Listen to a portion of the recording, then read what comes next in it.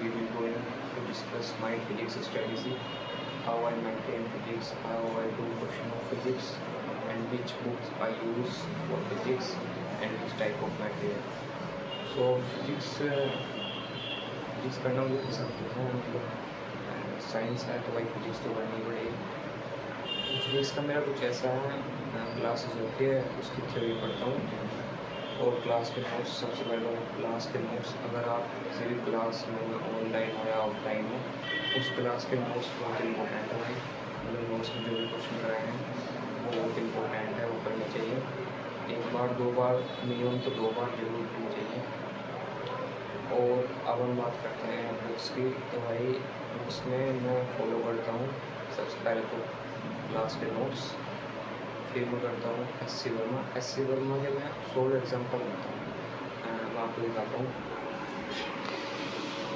मैं भी फिजिक्स ही कर रहा था, तो वही जैसे magnetic field due to a current है, तो जैसे ये इसकी थ्योरी होगी और जो ये वाले एग्जांपल हैं, ये वाले एग्जांपल है, क्योंकि जो एस सी वर्मा की टेक्स्ट होता है, सच बता रहा हूँ, मतलब स्टार्टिंग में बिल्कुल जीरो क्वेश्चन से होते हैं। अगर आपको कुछ नहीं आता ना, हाँ आपने चैप्टर बिल्कुल नहीं पढ़ा तो उसकी थ्योरी पढ़ लो और सोलह एग्जाम्पल कर लो। अगर एग्जाम्पल नहीं आता तो उसको देखो, सोल्यूशन देखो देखो कैसे हुआ, फिर उसे सॉल्व करो, फिर नहीं समझ आया फिर सॉल्व करो, और फिर भी ना आए तो भाई टीचर से पूछना पड़ेगा। लेकिन ये बेस्ट बुक है यार।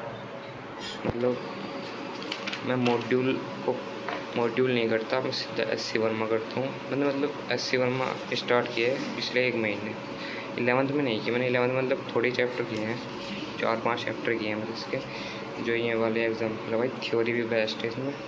अगर आप इसकी थ्योरी पढ़ लो ना, लेक्चर ना देखो, तो भाई बहुत फ़ायदा हो जाएगा।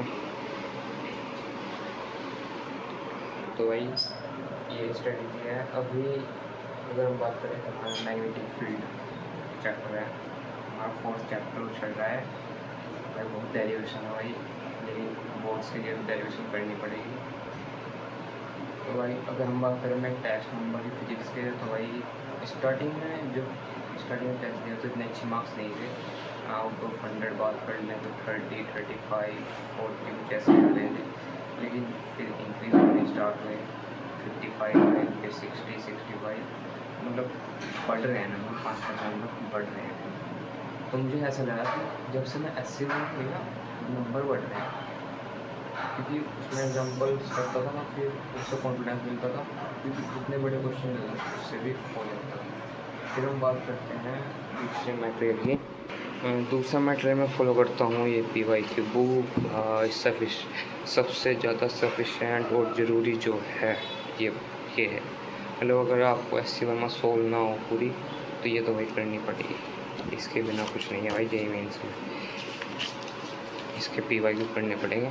मैं आपको दिखाता हूँ, ये मैंने 12th में लिया है, तो हमने 12th की स्टार्टिंग की है भाई। देखो मार्किंग हो रही है क्वेश्चंस की। तो मैं क्या करता हूँ, जैसे क्वेश्चन लो, जिस क्वेश्चन में मुझसे क्वेश्चन नहीं हुआ, तो जो मैंने सोल्यूशन देखा या समझा, तो मैंने देखा कि इसमें ये वाला फॉर्मूला लग रहा है, ये ई का जो फॉर्मूला है सी बी वाला, तो मैंने यहाँ पर मार्क कर लिया। यानी मैं अगर दोबारा देखूँगा टेस्ट से पहले, एग्ज़ाम से पहले, ये क्वेश्चन देखूँगा मैं और ये मार्क कर लूँगा कि ये ऐसे होगा, तो मतलब ज़रूरी पॉइंट लिख लिया मैंने। ऐसे हो गए, जैसे वाले क्वेश्चन है, वाले क्वेश्चन सोल्व नहीं हुए, ऐसे मार्किंग करना बहुत ज़रूरी है भाई। क्योंकि एग्ज़ाम से पहले आप मतलब आपके पास इतने नोटबुक हो जाएंगे, इतने क्वेश्चन हो जाएंगे, तो आपको कन्फ्यूज हो जाएगी कौन सा क्वेश्चन हमें करना चाहिए, कौन सा नहीं। तो इसे मार्क कर लो, और मार्क करने के बाद सिर्फ ये क्वेश्चन करो टेस्ट से पहले, एग्ज़ाम से पहले, भाई बहुत मदद मिलेगी। तो भाई ऐसे है। फिर अगर हम बात करें तो भाई डीपीपी तो है ही कोचिंग की, इसमें पर डीपीपी 10।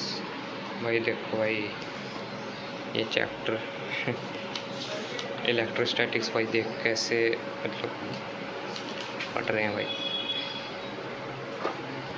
तो इसमें पर डीपीपी 10 क्वेश्चन है, और लगभग मिनिमम 10 डीपीपी तो होती है चैप्टर में। 100 क्वेश्चन इसमें डीपीपी में भाई, 100 इसके सबसे ज़्यादा पी वाई क्यू होते हैं, इससे बहुत सफिशेंट है।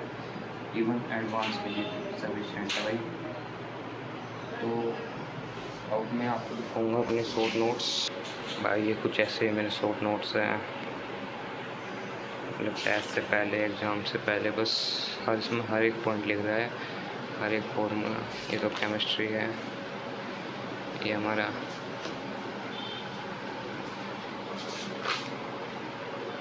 इलेक्ट्रोस्टैटिक्स, फिर करंट इलेक्ट्रिसिटी।